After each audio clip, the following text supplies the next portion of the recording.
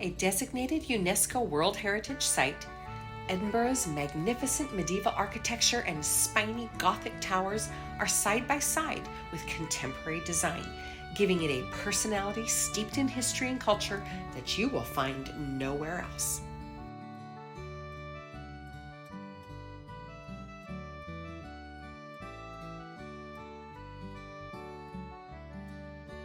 With the castle still in view, as if lording it over the goings-on below, Grassmarket is bustling, yet without the noise and hectic pace of the Royal Mile. And it was the perfect choice for Bill and Helen Baber to establish their family-run knitwear business.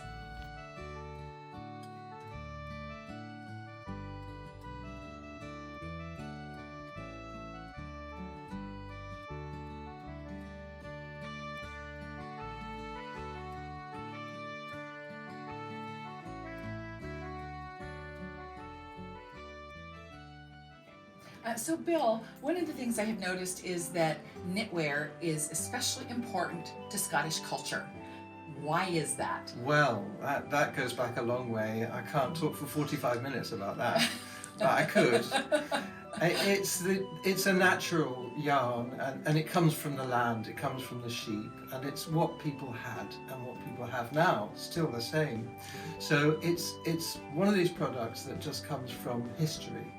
And it's been kept alive in Scotland because we have so many good resources here for it. We've got the yarn, we've got the rivers, and we've got the seas, and we've got everything that we need. And the skills as well, of course. There's the skills that came from olden times. Yes. And these skills have been maintained and kept up to date. And we're still using the same techniques basically that we used by the early folk when they started. So what happened? Did you just wake up one morning and say, I'm going to be a knitter? Yes. I just can't remember. I usually can't remember much. Well, it was back in 1977, so that was a long time ago. When I wake up in the morning, I can't remember much.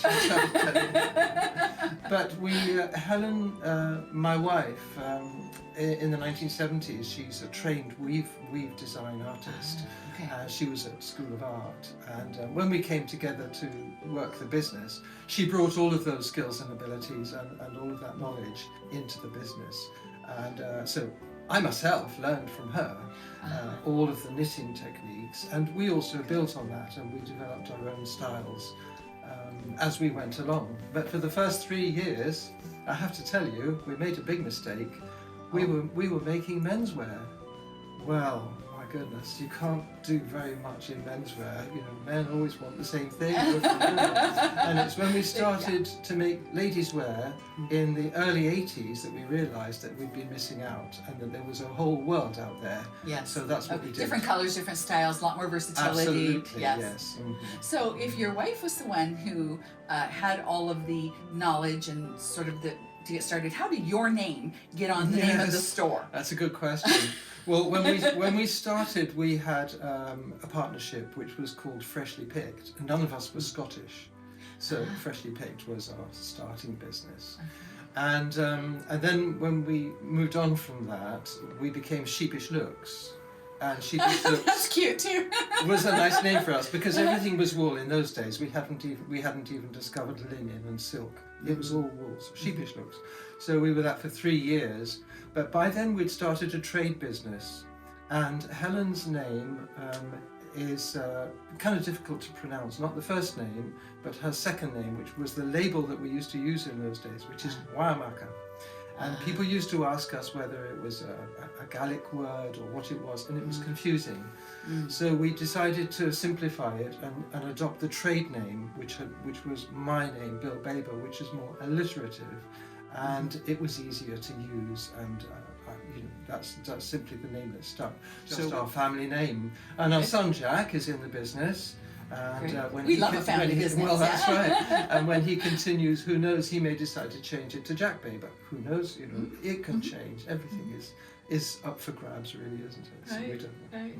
Well, one of the things you and I were talking about the other day was about styles and how you change styles and keep up with the trends, which is a little bit different than some of the really, really classic things that I've seen, in different shops. So tell me how you go about that. What's the process of updating the styles? Yes, well, we're very lucky that we've always been able to do that. Right from the beginning, we decided that we weren't going to be a classic Scottish business making Fair Isles, although we were inspired by that, the lovely colours and the lovely patterns, and we've always used that in our collection, but we didn't want to usurp the Scottish thing and try and pretend that we were from Shetland or we were from Fair Isle. We wanted to make our own thing, so very, very quickly we started to develop our own styles and shapes. And a lot of that is driven by the techniques. With the equipment that we use, there are certain things that you can do that hadn't been done before. And so we did that, we started to knit sideways and work with partial knitting techniques, all sorts of different new techniques. And each time we made a new technique, it would come up with a new style. So that was a lot of fun. And as well as that, the yarns that we're using inspire new styles. So you may find that you've suddenly got a very light linen yarn that you can wear next to your skin that doesn't scratch, and you think, oh, I can make a little top out of that. So you do that, you make a nice little top, and then that inspires you to make something else. So the changes come all the time. Well, I love that you were also telling me that you were inspired by sizing and really trying to make sure that you have things that fit a very wide range of sizes. Yes, well, that's an important part of what we do. We've always tried to make a new piece at each sitting. It doesn't always work that way because sometimes we have favourite garments which people want. But generally speaking, what we're doing here is we're making one-off pieces. So that means there's only one of them. I may have 10 different colours, but there's only one of each. Now each of those garments has got to fit as many people as possible. So it's no good me making something which is a strictly size 6 garment and then wait for a size 6 person to come in. That's not going to happen. So what we do is we design the garment so that when a few different size people put it on, it still works for them. And it's really important for us to have that because typically a garment like, for example, our Sally dress can be worn as a short tunic. It looks beautiful like that with leggings and with a little black top with a polo neck inside it. Or it can be worn as a long dress if that person is much smaller. So a bigger person and a smaller person can both wear the same garment, but it still works for them in a different way. So it's really important to have that in a business like this, where every single garment counts. Right, right. Well, you do a lot of these kinds of things that are open, some longer, some shorter, but things that you can close over. Close over. That's right. Yeah. So that's going to fit a wider range of people. Yes, exactly. So one of the things I find most interesting is how things are made. So I'm very excited to see what you've got in the back room. Yes, let's go and look. Okay, let's go. Okay.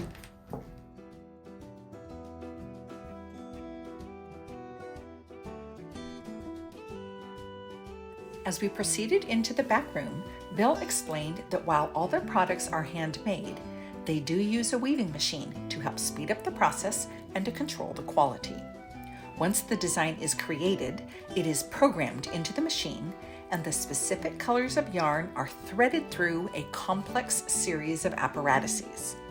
The polyfeed system keeps the thread from having too tight a stitch and guarantees each row comes out even, with the end result being a panel of fabric that will then be sewn together to produce the final garment.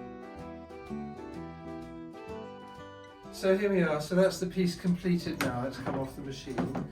So the next stage is to take it down to the linking machine, which is in the shop here, that's this one.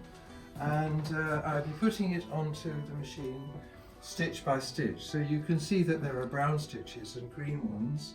And what I do is I put the green stitches onto the points like that, much more carefully so that each stitch is correct. And then I run the machine and it closes off the top of the garment.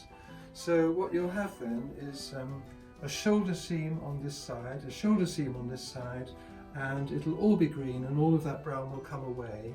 And I'll take off all of this bit at the bottom here, and then the whole garment is just green, and then that's one half of the dress. so that when the other half of the dress is completed on the machine, I bring it here and we close it all together, close the seams, and then that's the garment finished. Easy. I hope you're paying attention. You make it sound, is there going to be a test?